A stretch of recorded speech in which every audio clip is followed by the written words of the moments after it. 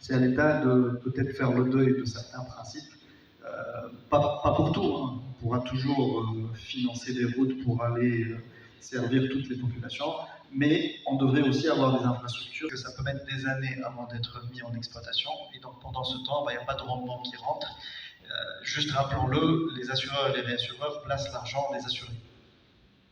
Donc, en bonne partie, les actifs sous gestion sont des actifs qui sont en attente pour servir des assurés, et en tout cas, nous, dans la profession, on ne l'oublie pas. C'est l'argent des autres qu'on est en train de placer.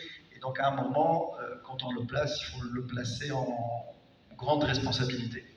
Même si financer, par exemple, l'infrastructure, ça fait partie aussi de notre rôle sociétal et notre obligation de soutenir l'économie. Mais n'oublions pas que c'est l'argent des autres, et donc il y a ce point-là.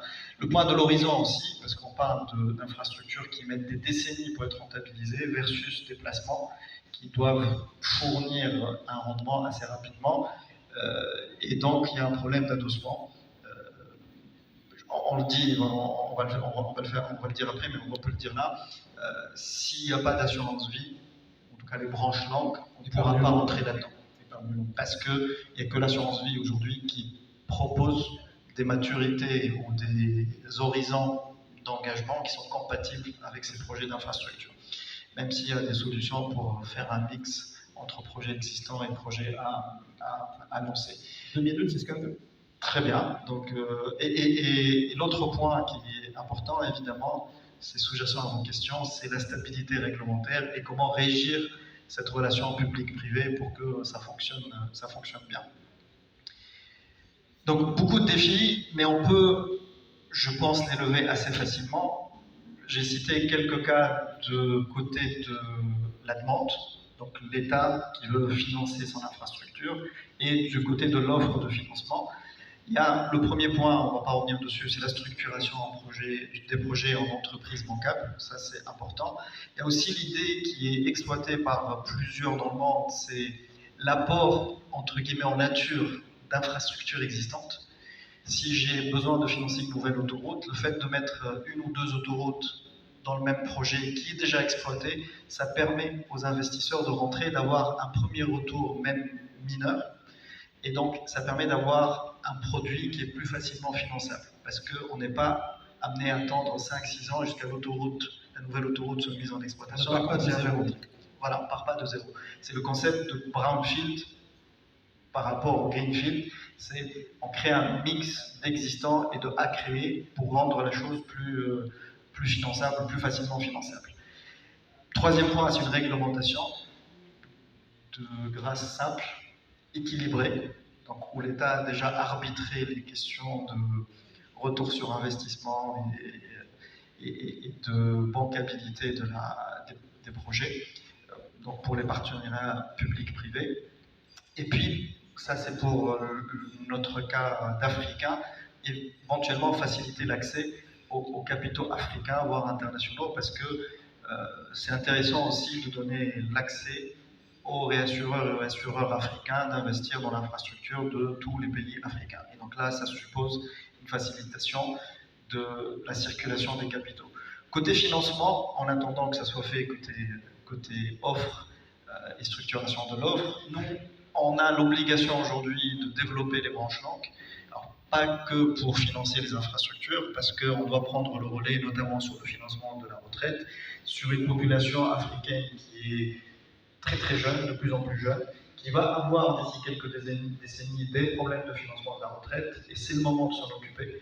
Et là, c'est une conjonction d'intérêts finalement, et c'est avec ces actifs-là qu'on va pouvoir financer des projets de long terme.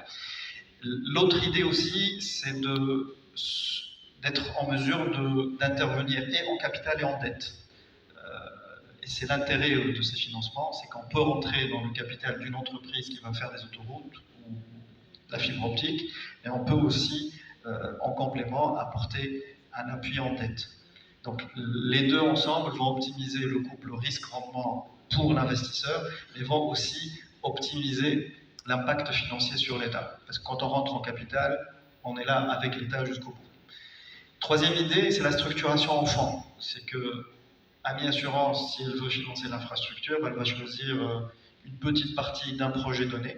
Mais si c'est tout le marché qui crée un fonds d'infrastructure, eh ben, déjà les fonds en jeu sont beaucoup plus significatifs et ce fonds-là peut intervenir sur 10 projets au lieu d'un. Donc ça nous permet de diversifier le risque, de diversifier aussi les cash flows et d'être un peu plus facilement en tout cas finançable.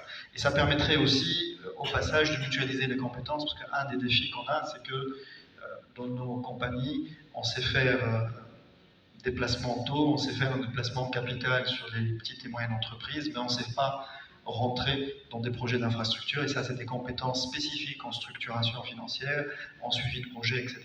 Le fait de créer un fonds mutualisé entre plusieurs assureurs et assureurs, ça permet de donner une solution. L'exemple de tout à l'heure, qui est cité pour les batteries en Europe, c'est 8 assureurs qui sont rentrés dans le même fonds, qui ont créé le même fonds pour pouvoir financer ça. Et le dernier point, avoir en tête qu'on rentre pour financer, exploiter éventuellement au début, et puis transférer, retransférer, à mon avis, la propriété à l'État pour limiter la question de l'arbitrage sur qui a accès à quoi, etc. Bah, c'est une partie de 20 ans, 30 ans, où on aide à la mise en place des infrastructures, et dans l'idée, c'est de dire après on repasse la main à l'État totalement, juste pour dépassionner le débat sur la privatisation de l'économie ou des liens, etc. On peut même aller au niveau de la concession aussi. Exactement. Des concessions. Exactement. Voilà, donc j'en ai fini, ça c'est une petite conclusion. Donc les assureurs ne peuvent pas combler tout le